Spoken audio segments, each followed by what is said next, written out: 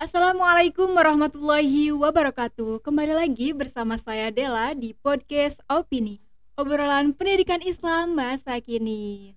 Halo sahabat-sahabat Opini, dimanapun sahabat-sahabat berada, semoga selalu diberikan kelancaran dan kesehatan. Amin, amin ya Allah ya Rabbal Alamin. Baiklah, sekarang kita sudah bersama narasumber kita. Tentunya beliau merupakan mahasiswa dari kampus kita, Stibnu Al-Farabi Pangandaran, bersama Kak Dede Mulyana. Halo Kak Dede. Halo semuanya, assalamualaikum. Waalaikumsalam, Masya Allah. Kak Dede gimana nih kabarnya? Alhamdulillah baik-baik. Alhamdulillah, semoga selalu diberikan kesehatan ya Kak. Amin amin. Nah, Kak Dede ini sudah masuk di semester 4 ya Kak? Betul. Dan masuk jurusan manajemen pendidikan Islam. Nah, saya tahu nih Kak, latar belakang Kakak, katanya Kakak ini pernah aktivis di bidang musik, perilis lagu gitu Kak, dan punya podcast gitu Kak di aplikasi Spotify. Apakah betul Kak? Oke, sebelumnya assalamualaikum warahmatullahi wabarakatuh. Waalaikumsalam warahmatullahi Perkenalkan, wabarakatuh. nama saya Dede Mulyana.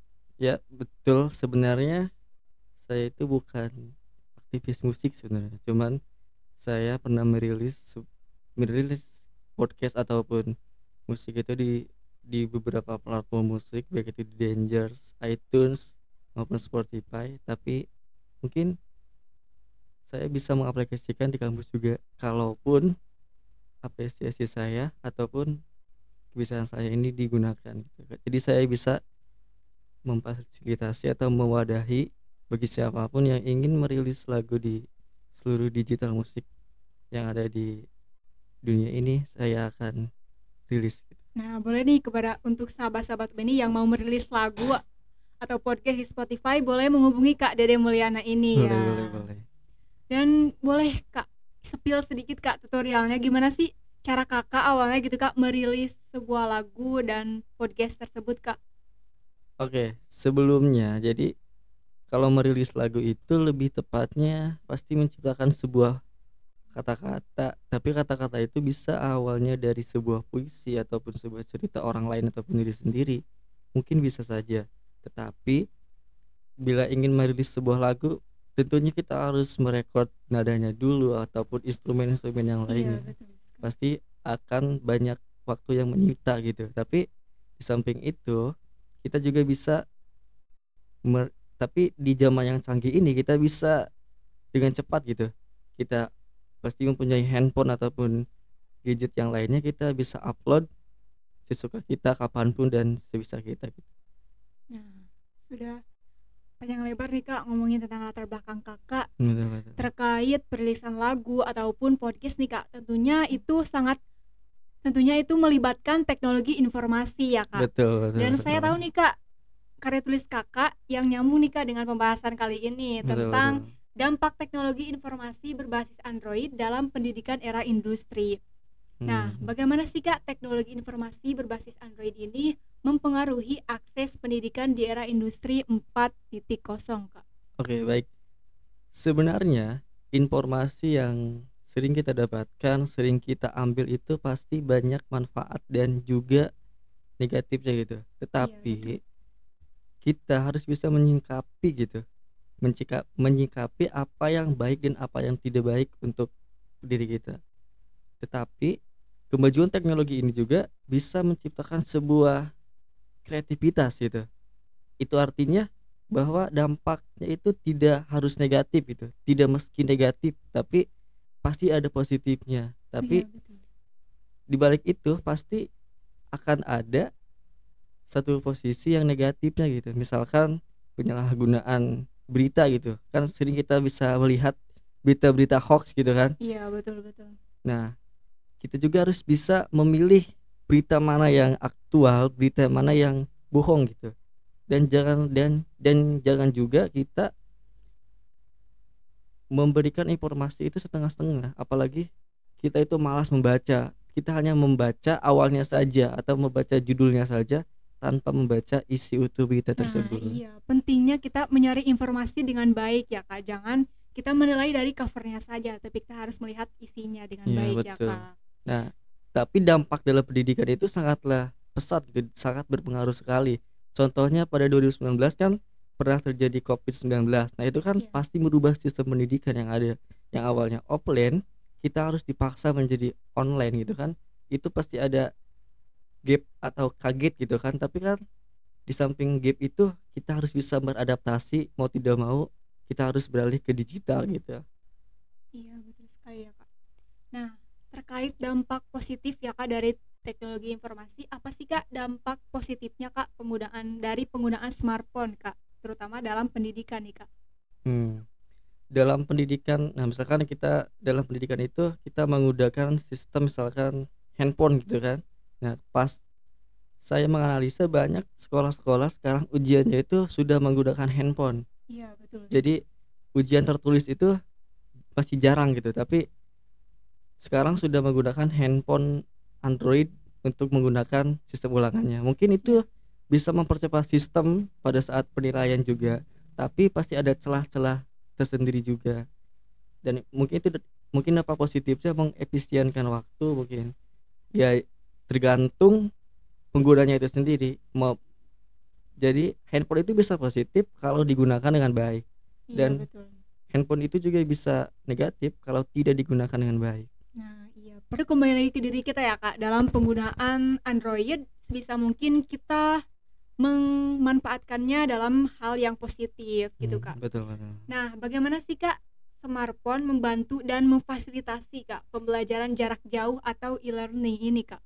Oke, yang sudah saya tadi sebutkan atau sudah jadi saya jelaskan, banyak sekali pengaruhnya gitu. Contohnya pada saat 2019 tadi gitu kan, Covid itu memaksa kita untuk online, padahal masyarakat atau mahasiswa ataupun siswa-siswa di sekolah itu banyak sekali yang tidak menggunakan handphone. Karena saya juga kan sering mendapatkan kasus ketika di lapangan, ada orang tua yang merengek atau ada orang tua yang meminta untuk dibenarkan HP-nya gitu kan. Iya, Kebetulan iya. saya jadi servis HP gitu kan. Jadi anaknya itu memaksakan orang tua untuk membenarkan HP, apalagi nah itu yang saya miriskan itu. Jadi maksud saya itu kalau yang tidak bisa dibelikan HP ya minimal jangan memaksakan orang tua gitu, kasihan Iya, gitu. iya, iya. Tapi kan di satu sisi mungkin handphone itu penting, tapi di satu sisi juga pasti ada dampak negatifnya. Tapi pengaruhnya dalam media pembelajaran pasti sangat baik. Misalkan sekarang ada Google Meet, ada Zoom, itu sangat-sangat membantu sekali apabila kita dalam metode pembelajaran. Khususnya kan misalkan kita ke kampus tiba-tiba hujan, sedangkan dosen tidak bisa hadir, maka bisa menggunakan via Iya, via Google Zoom, Meet Google atau Meet, Zoom. iya, betul sekali ya, Kak.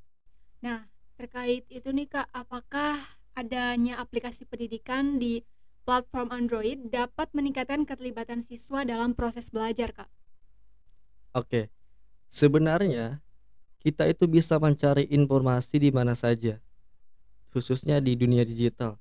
Seperti kita ketahui di Google Play Store itu ada Google Book. Jadi kita itu harus bisa memanfaatkan fasilitas yang ada gitu. Jadi yang dulunya kita membeli buku offline dalam bentuk buku fisik, kita juga bisa sekarang bisa membeli buku dalam bentuk digital, yaitu di e-book di Google Play Store yang book gitu. Tapi kita juga bisa mengakses di Google Scholar. Nah, di sana banyak hasil penelitian yang sangat-sangat bermanfaat untuk penelitian-penelitian kita yang Iya, akan iya. kita kerjakan gitu. Penggunaan smartphone nih, Kak. Bagaimana sih, Kak, kemampuan smartphone dalam menyediakan akses cepat ke sumber daya pendidikan secara online, Kak? Sebenarnya akses cepat itu bukan berdasarkan smartphone tapi berdasarkan internet dong. Iya dong. Iya, iya, betul sekali. Percuma HP misalkan bagus tapi akses internetnya Internetnya tidak ada. tidak ada ya, Nah, Kak. Iya. nah yang jadi persoalan itu bukan masalah HP bagus atau tidaknya, tapi akses internet ke sistem pendidikan atau ke sekolah-sekolah gitu kan. Karena banyak sekolah-sekolah yang masih tidak memiliki akses internet gitu. Jadi pada saat submit data ataupun apapun hal itu pasti memiliki kendala gitu saat submitnya. Nah, mungkin pemerintah bisa memfasilitasi internet itu. Tapi untuk di Pangandaran saya rasa akses internet itu sangat baik. karena masih banyak wifi gratis gitu yang bisa Iya, diakses. bakti aksi Iya contohnya betul, Kak. Iya, Jabar betul juara. sekali. Meskipun lemot sedikit tapi tidak ngaruh ya kan. Iya betul, tapi kalau lemot itu kalau di jam-jam tertentu sih lebih Iya, tepatnya. iya. Karena banyak yang menggunakan ya kan. Betul. Nah, apakah keberadaan smartphone ini mempengaruhi cara guru Kak dalam memberikan materi dan interaksi dengan siswa di kelas Kak? Ya sangat berpengaruh. Artinya bahwa di kehidupan modern ini, di kehidupan digital ini, metode belajar pun akan berubah. Artinya berubah itu, misalkan kita yang awalnya mendongeng tanpa memberikan visualisasi, maka kita diwajibkan guru-guru itu bisa menggunakan PowerPoint ataupun media-media yang lainnya, baik itu berupa video, foto ataupun film ataupun suara bisa jadi. Karena itu berpengaruh terhadap, karena kebanyakan siswa itu lebih minat dalam visualisasi gitu dibandingkan dengan mendongeng. Karena saya sendiri pun kalau untuk membayangkan itu sulit, tapi kalau misalkan ada visualnya, maka itu akan lebih cepat untuk masuk ke dalam otak Nah, gitu iya kalau betul menurut saya. sekali.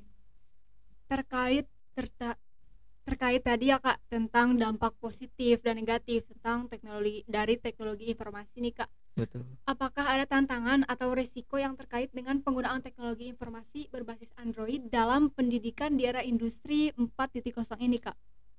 Tantangan sendiri itu sebenarnya pasti ada.